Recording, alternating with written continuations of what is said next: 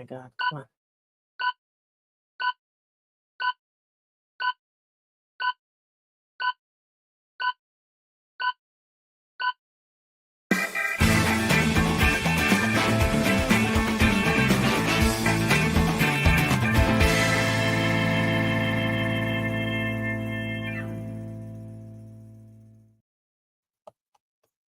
Hey everyone, I'm Annette Wentberger and I'm with Joe Palacios, and this is a Veteran Lifestyle Magazine podcast where we share real stories from the military community and beyond. From mental health to transition, we bring you conversation that empower, connect, and remind you that your story matters.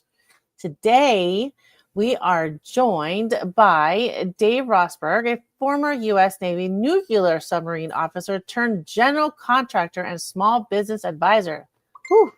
Dave helps tradespeople, contractors, and technical professionals build profitable, self-sustaining businesses that don't drain their lives. Drawing on Navy-tested leadership and operational strategies, he teaches entrepreneurs how to scale smarter, take control, and achieve the financial and personal freedom they came for. His mission is simple: help business owners grow companies that serve their lives, not consume them. We are thrilled to have him join us here today. Annette, that was great. Did you? I'm sorry? I was going to say, Dave, before we even started, I already commented, like, submariners are built different. Much respect. Oh, yeah. We're a little weird. Respect. That's one of the coolest, probably most difficult jobs that people don't recognize that you could do in the Navy. So, yeah, they call it the silent service to you, my friend. Thank you. And thanks for having me here, guys. I really appreciate it. No, absolutely. That sounded so important, right? Like, nuclear submarine officer. I just want to know, can you just tell me a little bit about what you did? Because that's a lot, and I don't know. I was just a chemical officer, so I don't know a lot. Yeah, well, I can only tell you a little bit about what I did. We call it the silent service for a reason. Oh, yes, okay. So I was in for about 7 years total. I did 3 years on a submarine, and then another 2 years after, training new officers to be nuclear submariners. While I was on the boat, I did 2 deployments, one to the Persian Gulf, one to the Mediterranean, both about 6 or 7 months each. And during that time, we were doing a lot of, snooping around, sneaking and peeking, things that I actually cannot talk about. But living in a sealed off steel tube with 140 other dudes, it was smelly, sweaty, and stressful. That sounds so fun. Yeah. So that kind of leads into the first question, because doing all that, how did that experience shape the way that you see leadership and problem solving in small business today? Great question. It's not that different. It all comes down to the people at the end of the day. Operating a nuclear submarine is not a one-man show. 140 some odd people to make it run continuously around the clock out in hostile waters potentially. And typically a third of the crew is asleep at any given moment. A third of the crew is running the submarine, and then a third of the crew is doing admin and catching up and taking care of themselves. So you have to know people. You have to know how to inspire people, how to lead people, how to get them to do what you need them to do, but to have them want to do it, right? Mm-hmm. Not to do it just because they have to do it. And so that is the most transferable thing that I think probably anybody in the military learns. And taking that to business, if you've got that leadership style, that edge, it gives you an edge. Because it all comes down to the people. Running a business, problem solving. Mm-hmm. That absolutely, and this is what I've noticed as we continue to do more and more interviews of like specialized personnel in the military, because there's a lot of specialized things. And some of the similarities, like of ones that operate kind of independently in very close, cohesive net, like the SF guys. We've interviewed guys that are SF, right? Special Forces Command, and we've had I think we've had one other submariner, or at least in my podcast experience, I've had one other submariner interviewed, and I've noticed that is a huge thing among those areas. The idea that we want people to not follow our orders based on structure, but to trust that what we're asking them to do something is important, and that we've considered what they have already on their plate, and to generate that kind of, you know what I mean? Like, is that kind of the similarities you notice, right? And as well as when you were in the submarine, rank wasn't a big thing. And I believe that's something that we have to highlight way more of as veterans, is the idea that leadership wasn't about people doing what I said. Right. Right. Could you elaborate a little bit about how that's a little bit different? People not doing, in other words, like following orders doesn't necessarily mean you're a leader. And that's kind of what I got out of what you said, right? Could you elaborate a little bit on that? Yeah, that's a great point, Joe. And there is nuance to it. So I'll draw a parallel to business. In businesses, you see some leaders, but you see a lot of great managers, right? Managers are really good at giving orders. Leaders are really good at inspiring people to do things. And so on the submarine, like as an officer, yes, I have positional authority, but I knew plenty of officers who also had positional authority who had a hard time getting people to do what they were supposed to do because they didn't know how to be an effective leader. And so it's really about getting to the person on a human, on a relationship level, and to put it in business terms, generating buy-in on what you're trying to get them to do. Because at the end of the day, it's all a team sport, whether you're running a submarine or growing a business. So you have to get everybody on the same page, marching in the same direction, and looking for that same shared vision. Thank you. I hope that answered your question. Well, it wasn't a question. I just wanted to get kind of your perspective on it, because the way you share it, because I believe that's a big thing in those close-knit environments. Even when, like you said, you have positional authority, but at the same time, I've always recognized it's not necessarily getting people to do what they're supposed to do, but it's getting people to do what they're supposed to do, but without actually being asked, and then going a little bit above that, right? Because they respect the leadership of that organization or that man.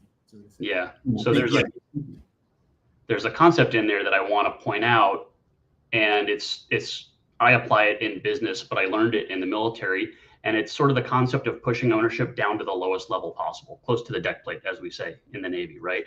So get the decision-making power to the people who are closest to the information or to the action, and trust that they're going to make the right decisions. And that applies in business as well as it applies in the military. Can I ask you, and this wasn't part of our question, so this is a surprise question. Love surprises. Can I ask you, so you did 7 years. Why did you decide to become an entrepreneur? Because I have noticed that a lot of us have started to do that because we don't, for several reasons. We don't want to go back and work for somebody else. It just piques our interest, but and some people will just start a business just to start a business. But you have chosen something that you're passionate about. Why did you decide to do that? What made you want to start this and help other people in this way? Ever since I was little, like a toddler, I was always very, let's say, contrarian. My mom likes to tell a story about when I was in nursery school and everybody was supposed to sit on the yellow line, and I refused just because. And she got a call from the nursery school teacher, Mrs. Rossberg. David won't sit on the yellow line. We don't know what to do. So my parents were a little surprised when I decided to go into the military, which is obviously a very like rules centric organization, but the fit was right. And I never was going to do a career. So I did a little bit extra after my initial commitment, but I tried my hand at the corporate life after I got out of the Navy. I went to business school, got a job in corporate consulting, and realized pretty quickly that was not for me. So the sort of, I guess, inner, I don't want to sit on the yellow line guy reminded me like, hey, Dave, go do something weird. And so I found a job at a tech startup that lasted for a little while. Then COVID hit, had to figure things out on the fly. That's when I jumped into construction, started my own general contracting firm doing projects for the federal government. Background there is that I grew up around it. My dad's been in construction his whole life. And he actually started working for the feds about 5 years prior to that. So, being a good nuke, I'm really good at paperwork. He just showed me which forms to fill out, and I was off to the races. Had the engineering background, so the construction side of it, the PM side, that was easy for me to grasp. And did that for a little while, but it wasn't doing it for me. So the whole time I was working on my own as a GC, my dad was trying to get me to come work for him, which I was not really giving wasn't listening to him about that. Gotta carve my own path. And, I know what's at the family business, what that's going to look like. Eventually I got tired of being a project manager, which is effectively what I was as a GC, because it was a sort of a solo operation. So got tired of that and went to my dad and said, hey, all right, you win, but I've got conditions. I'm working with you, not for you, and I'm not doing any construction or any project management. And he's like, what are you going to do for me, Dave? I knew the answer ahead of time because I planned all this out, but I'm like, I gave one of those like pregnant pauses, right? Let him stew on it. And then I go, I'm going to help you run your business better. He's been in construction, like I said, his whole life. He learned it from his dad, my grandfather, who also had been in construction his whole life since getting out of the Navy in World War II. So there's a lot of family DNA in the industry, not a lot of formal education in that. So between the MBA, the corporate consulting, working at startups, I had a lot of relevant business experience that he had not been exposed to. And so I had a lot to bring to the table. And we hit the ground running. There was a lot of excitement up front. We did a lot during what I kind of think of as the honeymoon phase, right? But he's really stubborn, and the apple didn't fall too far from the tree. So, right, surprise, surprise, family business doesn't always work. Decided to, part ways. In that process, though, I realized that helping him and watching him sort of succeed on the guidance and help I was providing, that really energized me. And how can I take that and find other people where I don't have the family business dynamic, who I can help in a similar way? And so that sort of put me on the path towards small business consulting, coaching, and eventually I bought a business coaching franchise, which is where I'm at now, Focal Point Coaching, and that's the journey there. So what did he say when you told him that? Which part? When you said you're going to help him run his business better, was he like, what are you talking about? Yeah, pretty much. At least at first, he was like sitting there thinking. I could see the smoke starting to come out of his ears, and then eventually, I think he realized, like, all right, Mr. Fancy MBA, let's see what you got. Right, yeah. Like challenge me. Right. Because I think he knew that I had different experiences to bring to the table and could help him with different things. He by far was the construction expert, still is. I speak the language, I'm not the expert. And that's even what I tell my clients, right? They're the experts at plumbing, being an electrician, whatever. I'm the expert at running and growing a business. That's my father has I'm pretty sure it's a saying. I don't know if everybody's ever heard it, but he usually says it in Spanish, but I'll just translate it. He always says to to the bread goes the baker, to the money goes the banker. Yeah. Like the idea of finding your team of specialists.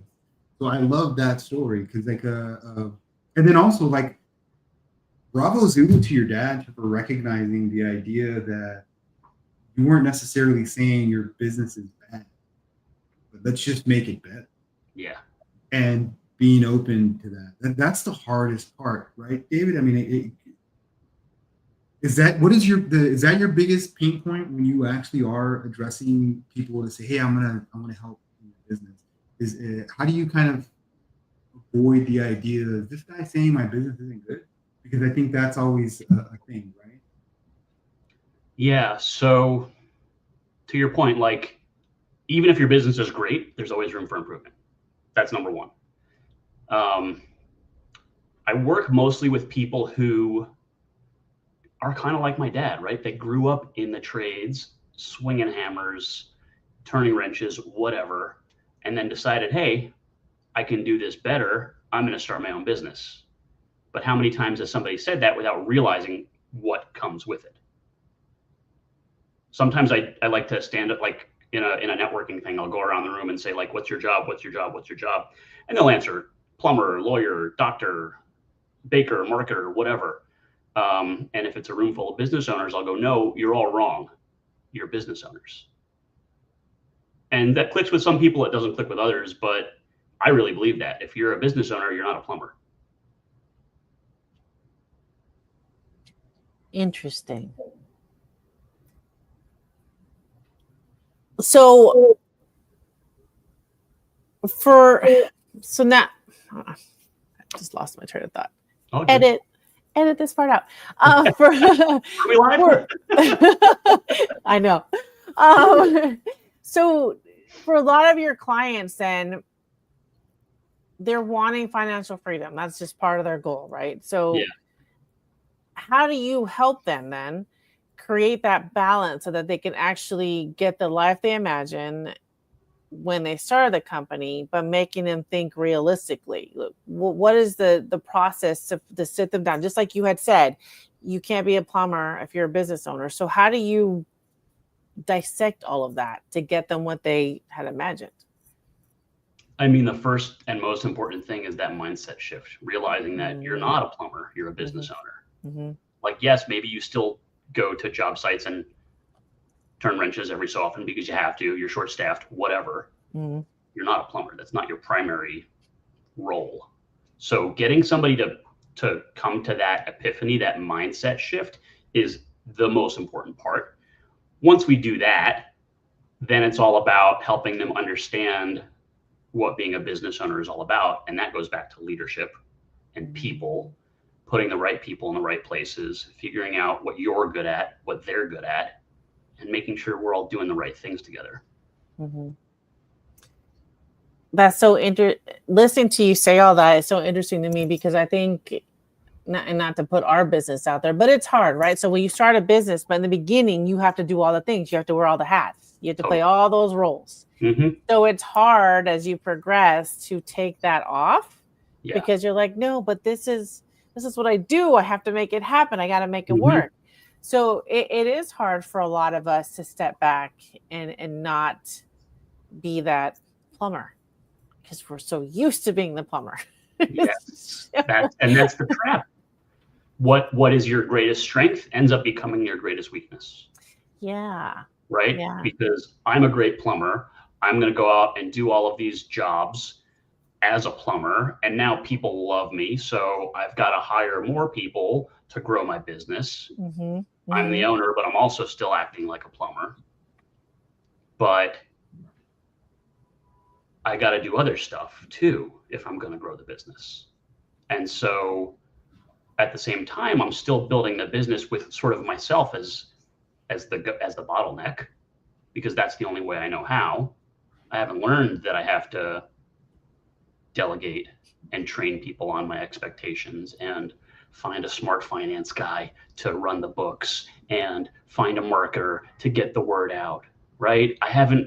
Nobody told me I had to do that, and I'm not going to figure it out on my own. Probably some people do, and that's awesome, but most people don't. Well, it was funny you said that the guys you named. Like I actually, I was in a entrepreneur studies, and I'm gonna name drop Scott Frederickson. He was a professor at Saddleback College in California.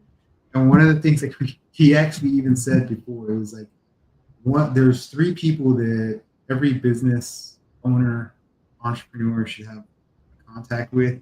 Was a business lawyer, an accountant, and a financial advisor. He's like, those three, he's like, you got to have them. It's like, and what's funny is that 10 years later, I've been on this entrepreneurial journey, and I will still say, of all of the businesses that I've come in contact with and people that are running businesses, I was like, so who's your accountant? Oh, we don't have one. You have a financial plan? Oh, we don't have one. What about a business? It's all this, like, it's hilarious. Like, meaning that they aren't a necessity, obviously, but it's just like what you're saying. You want to find the people that make it work. And what that led me up to is like, what are some things that you can offer people to find those right positions? That's kind of the stuff that you do as well, right? Is making sure you're helping someone find it. So how do you go about that process? Yeah, that's a great point. So, I mean, like you said, I'm the advisor, right? I help them with big picture strategy, leadership, team building, systems and processes, sales and marketing, all at a high level. If they need a website built, I'm not the guy. I got a guy for that. I'll make sure they have a lawyer. I'll make sure they have a CPA. I'll make sure they have a bookkeeper. I'm not going to go through their books. I'll teach them what they need to look at, and I'll get them a bookkeeper to help them out. But I'm helping them with high-level stuff to turn Joe the plumber into Joe the CEO. So I have a Rolodex of business service providers, lawyers, CPAs, bankers, marketers, all across the board for whatever my clients might need a little more specialization in. What do you say, or what can you share about one of the biggest challenges you have faced and a success throughout this process? Because you've been doing this for how many years now, or how long? Still relatively new doing this full time, a little over 2 years. Okay. And yeah, so in 2 years, what have you learned from it? Yeah, like I said, challenge, success, like, and what keeps you going? Because there you have days where you're just like, I can't, forget it, I'm done. Everybody does. right. But yeah, how do you do all that? I mean, the toughest part with coaching, and we say this in my focal point community, is you can't sell coaching. Somebody has to already want it, because I'm not coming in and doing things for them. I'm showing them the way to do it. I'm helping them get to the best answer on their own. So I've actually said this to some people before. If we ever get to a point where I care about your business more than you do, this ain't going to work. So that's the challenge in coaching in particular, is that people have to almost be predisposed to it before I can even start talking to them, or at least have a really strong growth mindset and want the help and know that they have blind spots, because everybody's got blind spots. So those are some of the challenges that I face. And sometimes it's like a drag of a week, definitely. But just going back to like my why and why I do this, and looking at like my goals and remembering that every step of the way it's a buildup, it's not a sprint. That's how you sort of like stay focused on the end game. Have you ever had to talk someone down as far as them feeling like there's just no way they can't do it? Have you talked them through it and kind of just like, hey, it can work if you just do this, this, and this? Never in like any extreme cases, but Mhm. definitely people who have been, more on the negative side. Mhm. And there's like a little acronym that we use in coaching. It's called like the victor-victim mindset, and there's a whole like diagram. I'm not going to draw it, but like there's a stick figure above, and he's like the victor. He's like a superhero. There's a stick figure below. He's like the victim. He's sad, and there's a line in the middle. Mhm. And so we always say like get above the line, right? Mhm. Stop being a victim and be a victor. And it's all about mindset, how you approach Mhm. every day. Mhm. Is it with a winning attitude, with a growth mindset, Mhm. or are you starting the day feeling sorry for yourself, like you're already going to lose? Mhm. Mhm. And so just a little mindset shift often helps a lot. No, I agree with that. I think a lot of us struggle with that, right? But not a lot of us talk about it. But I think there are days where we're just like, man, I just don't know. I just can't do this. But I know for me, like I try to wake up each day going, okay, if I can accomplish one thing, then it's okay. Because we always have that running tally, right? I got to do all these things, and then just doesn't get done, and you feel like a failure. I just try to at least one thing, but it's hard, right? I feel like, why was it so much easier leading troops in the military than this than doing this? It was, right? God, there are days where I do miss it. I do. As a matter of fact, I went on the post yesterday on Fort Hood, and I showed the soldier my retired ID card. He's like, "Are you coming back to re-enlist?" And I said, well, I thought about it, but I don't think they're going to take me. I'm a little old now. I think I need an age waiver. But I have thought about it. I thought about it because there were moments where I just realized it's so much easier just to put on the uniform and go than do all this. It's hard. Yeah. But I guess that's why there's people like you out there that are trying to remind us that it can happen. It's not the same as when you had the uniform on. It's different, but it can still happen. Absolutely. And my motto is to do what sets your soul on fire. I just love that. If I don't love it, then why am I doing it? Maybe because I'm older now. I know that not everybody can do that, but I feel I'm acting like I'm 70 years old. I just turned 50. So I'm just trying to live like that now. Just do what you love, but you have to have the mindset to do it. Yeah. Absolutely. Otherwise it's going to be chaos. So yeah. I love that you brought up that mindset. A client of mine a while ago, she actually gave me the book Mindset, and I started to watch the master class. There's a master class of mindset. And I think the perception is that you're striving for perfection with the open mindset, or what I mean, like instead of having that mindset, but it's really not. It's the idea that you're just going to keep trying to get better. Yeah. Like there is no perfection. It's you just continue to improve. It's right. And I love that idea that I am never going to be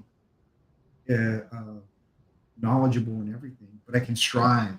And that is a huge shift in mindset, right? Like so many people, and I'm sure even successful business owners, you still have to deal with mindset, I think. And that's a big thing for you, right? I mean, probably one of your biggest shifts when you start to advise someone is mindset. And how do you kind of approach that with them to show them in a way that's not, because if you're in a closed mindset, you don't want to hear somebody tell you you're closed. Yeah. Or willing to ask for help, right? Because that's the biggest thing. Right. Yeah. No, mindset is huge. And I always disclose that I am not a shrink. So if you need professional help, please seek it out. But mindset is huge, right? And switching from that negative mindset to the growth mindset is, Joe, you're right. It's not about the destination. You're never going to be perfect. It's about the journey. And so something that I talk about when I teach goal setting is like, yeah, you want to set a number, an endpoint, so you have something to look at. But if you don't obsess over the process, the journey, you're never going to get there.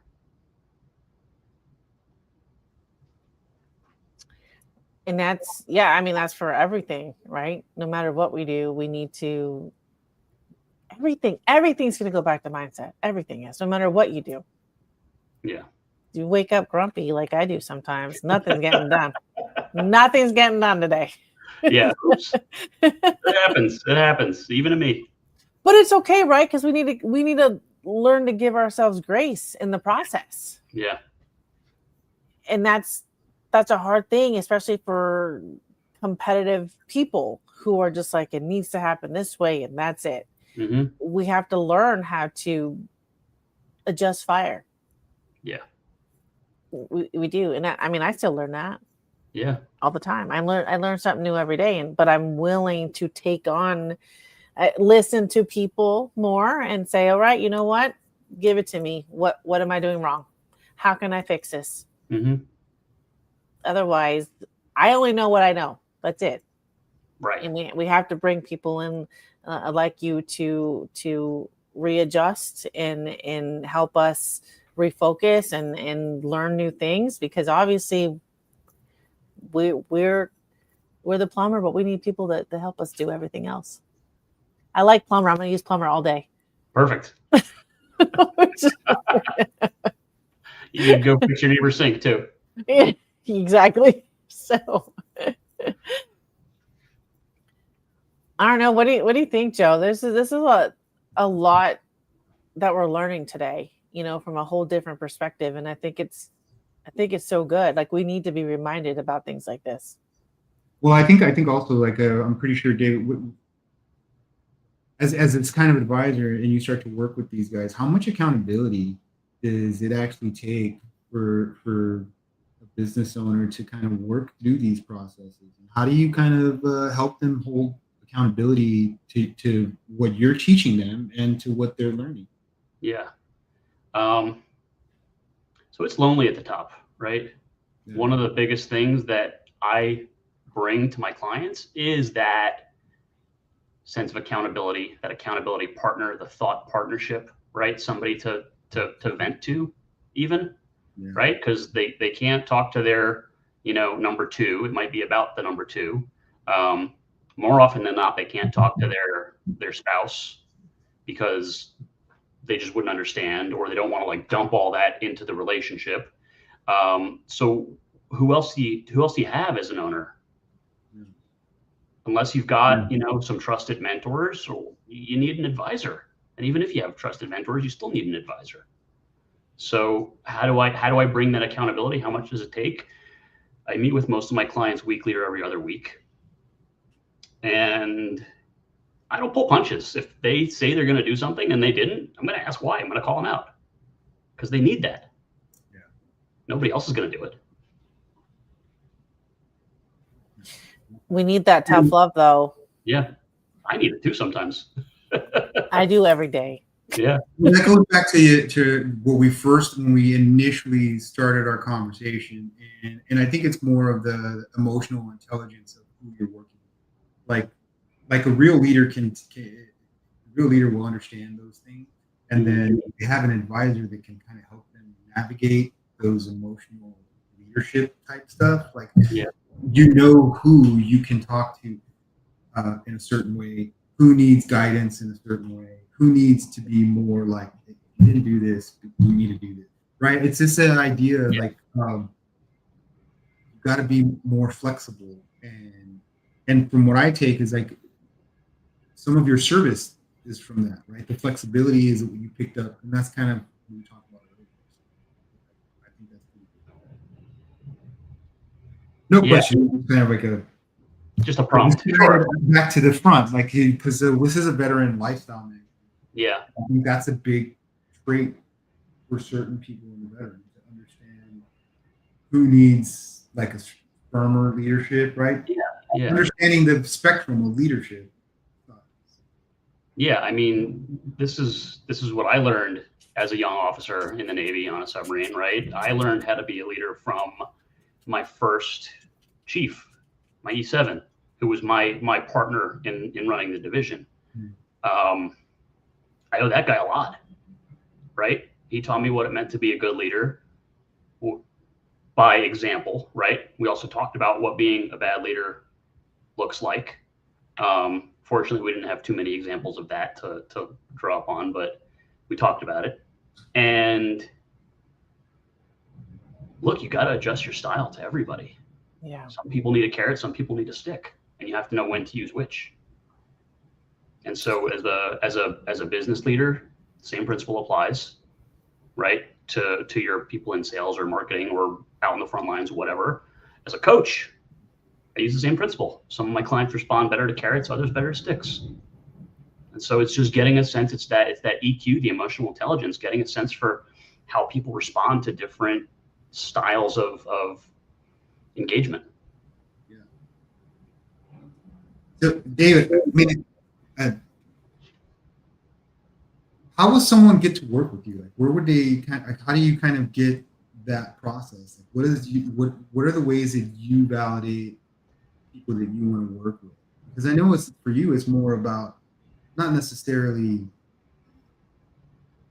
you want to pick the right person to advise, as well as them knowing to have the right advisor, right? So how do you go about that selection process? So I said this already, you can't sell coaching. When I start talking to somebody, the biggest thing I'm looking for is fit between the two of us. Like, do they have the right mindset? Is there a drive? Do they want to improve? And then the other thing I'm looking for is like, what does the business look like? What are the actual problems? Are these things that I can help them tackle? Or do they need a different kind of help? So those are the two things I'm looking at. And we usually do a few phone calls before I'll start an actual engagement. Phone calls, Zooms. I always have like a complimentary coaching session with somebody to show them, hey, this is what it's going to be like working with me. We go through lots of stuff. They'll get great value out of it, regardless of whether they decide to work with me or not. But the whole time, like I said, I'm really looking for, hey, is this a fit between Dave and whoever?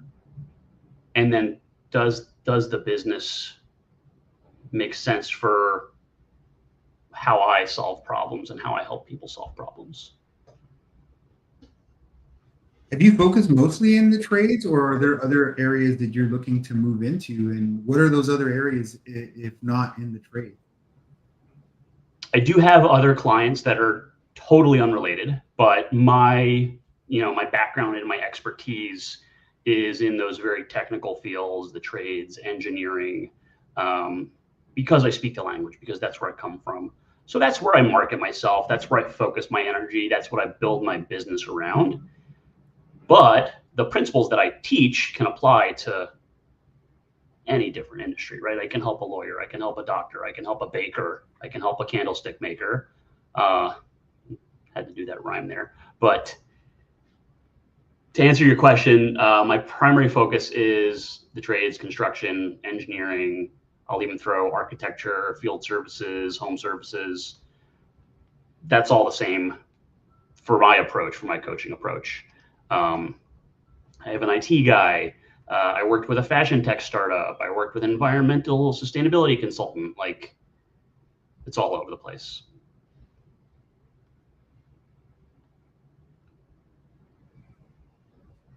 Thank you. I have one of these questions here that we've talked about battle-tested strategies for running a business. What's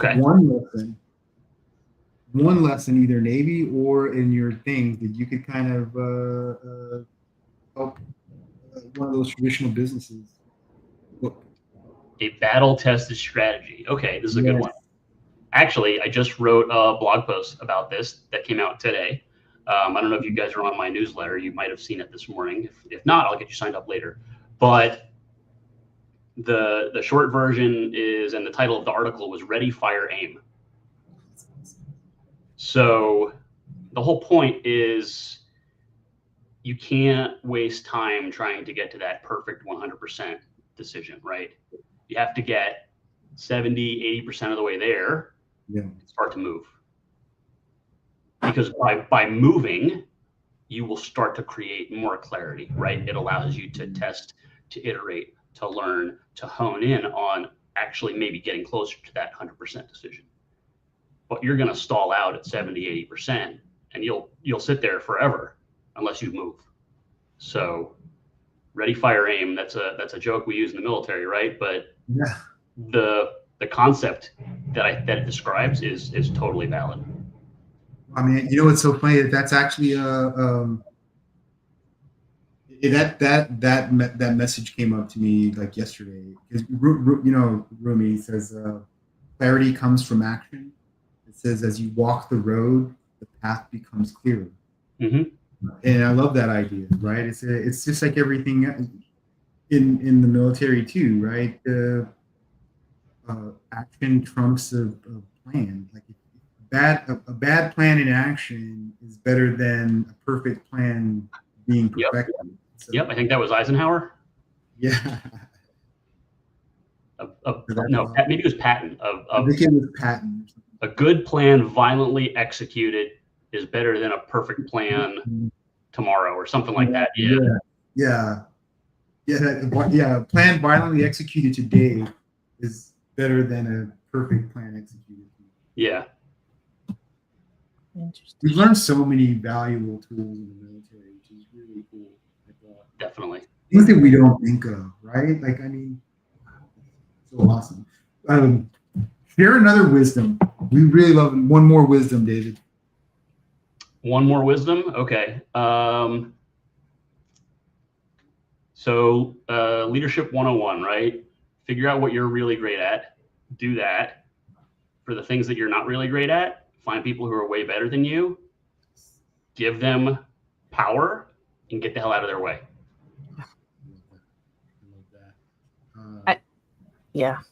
I love that because I want to go back to what you were talking about with your right hand man when you were in the military, because that's when I was a newly appointed commander. My NCO, he was my supply sergeant, but he taught me. I mean, that's one of the most valuable people, right? When you're to not lose things and not have to owe money. But when I was when I was walking the line to conduct inventory, he saw that somebody was trying to pull one over on me. And ever since then, I was like, you're my guy, because he just saved me from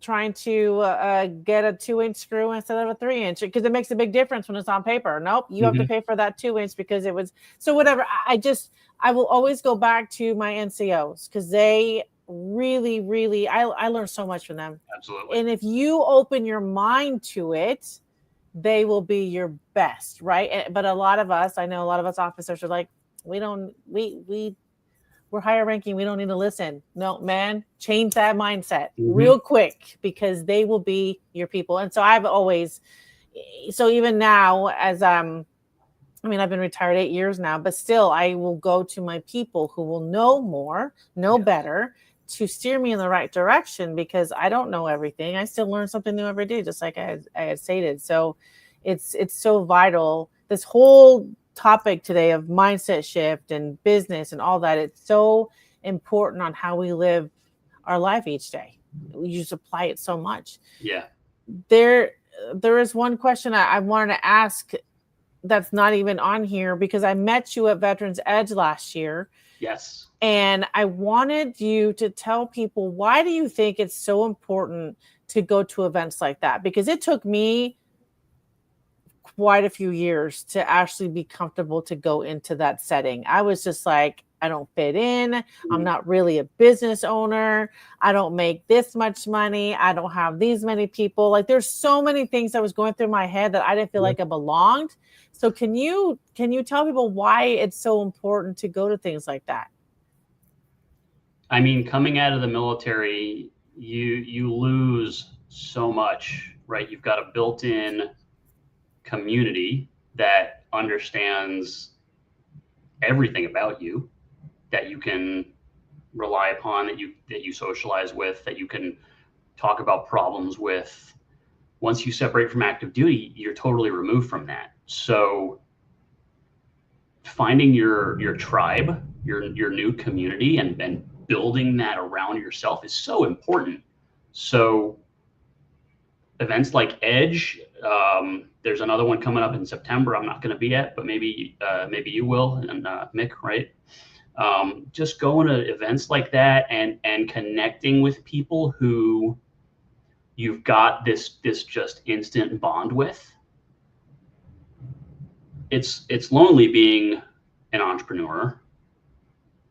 And you know what? If you're a veteran in corporate, maybe it may be just as lonely.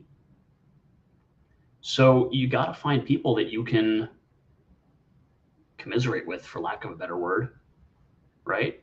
You support each other, talk shop in ways that you can't communicate with civilians. Right? I think a lot of the issues that we see with veterans who have stability issues after they get out, it's because they don't have a tribe, a community to support themselves. And so as a preventative measure, like, go find one, right? As a fixing measure, that's a whole different conversation for that subset of people. But we could talk another 45 minutes about that another day.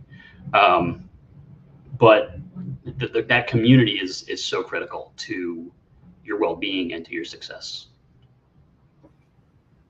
You're right. Thank you for sharing that. Ryan's the one that told me about it. That was my second year attending, and it's such a different military influencer conferencer and the Edge are two different vibes, and it's just so great to experience both.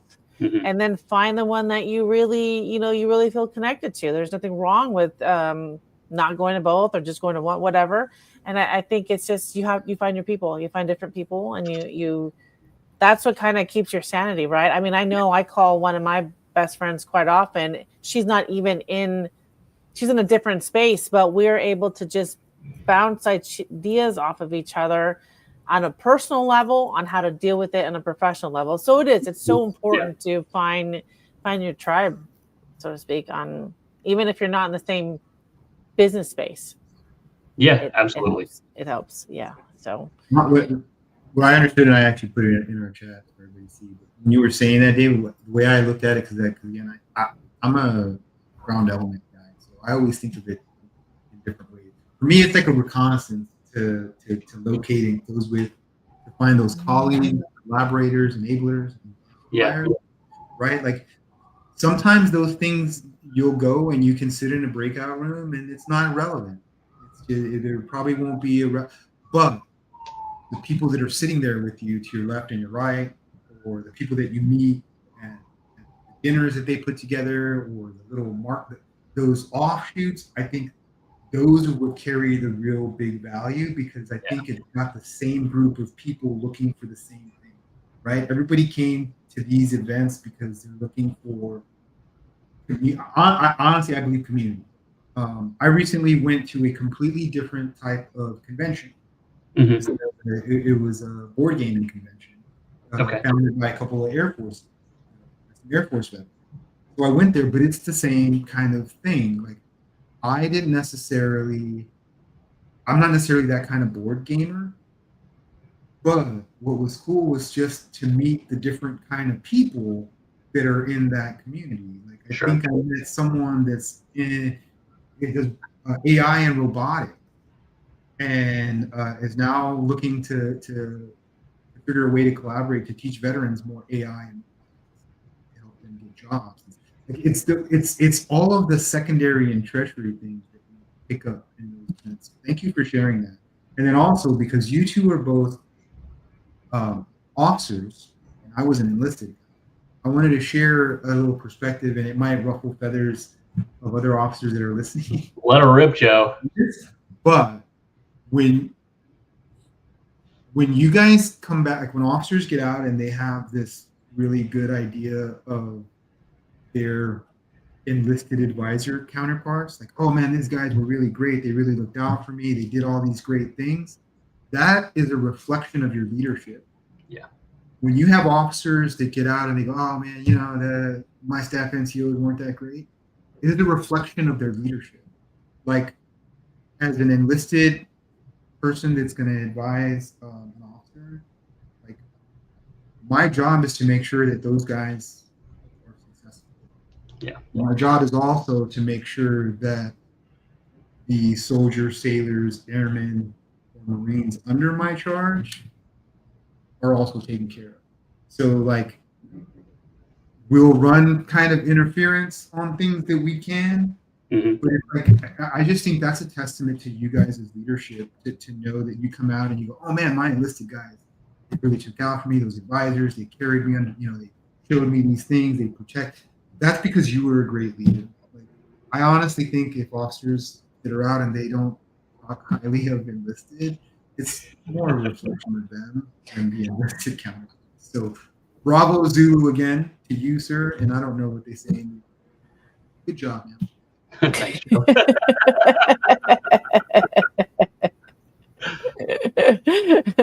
Thank you, Joe. You're welcome. Aw.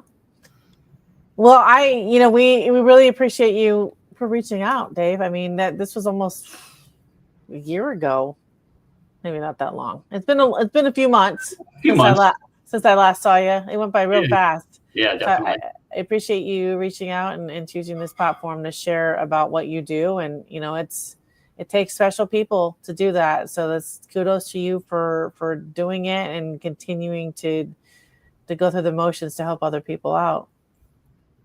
Thank you, Annette. And thank you guys for having me. I really appreciate it and really enjoyed our conversation. Of course. Okay, I'm going to do one thing because our podcast sponsor helped to make today possible. So I'm going to play a little clip here. Today's podcast episode is sponsored by Mill Space Books, the military-focused division of W Brand Publishing. We're not just publishing stories, we're preserving legacies. Find more at wbrandpub.com. Thank you for that. And close it out.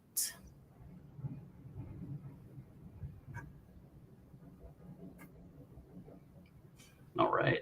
Oh, I screwed up. Uh-oh. We're still live.